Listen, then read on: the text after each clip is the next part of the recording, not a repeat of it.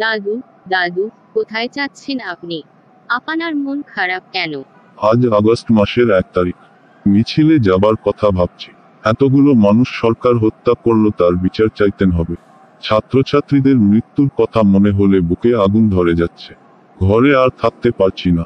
কিন্তু দাদু, সরকার ছাত্র ছাত্রীদের দাবি তো মেনে নিয়েছে। মৃতদের পরিবারকে ক্ষতিপূরণ করেছে। জীবনের দাম কি টাকা দিয়ে পূরণ হয়? খুনিদের বিচার করতেই হবে, তাহলে শান্তি। কিন্তু দাদু, পুলিশ যদি তোমাকে গুলি করে তাহলে আমাদের কি হবে? এর চেয়ে ভালো তুমি ঘরে চল। ঘরে কি শান্তি আছে রে বোন?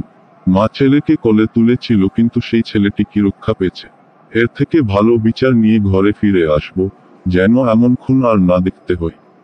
1971 সালে হানাদার বাহিনী ঘর থেকে ধরে নিয়ে খুন গ্রেফতার করেছে ও খুন করেছে। তাই বলে স্বাধীন দেশে না আর মানব না। দাঁড়াও দাদু, আমিও যাব। হয় বিচার নিয়ে ঘরে ফিরবো, না হয় ওদের মতো শহীদ হব।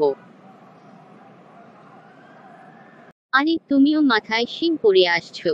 আমি নিহত ভাই বোনদের খুনিকে মঞ্চায়ন করার জন্য এসেছি। এখন মিছিল আসবে, রেডি হও। আমরাই বিজয় লাভ করব।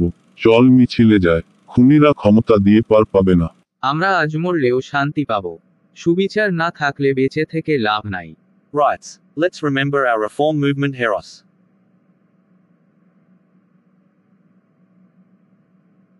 চলেন যায়, একসাথে মরলে মরবো, আর না হয় এদেশের মানুষের অধিকার প্রতিষ্ঠা করে ঘরে ফিরব।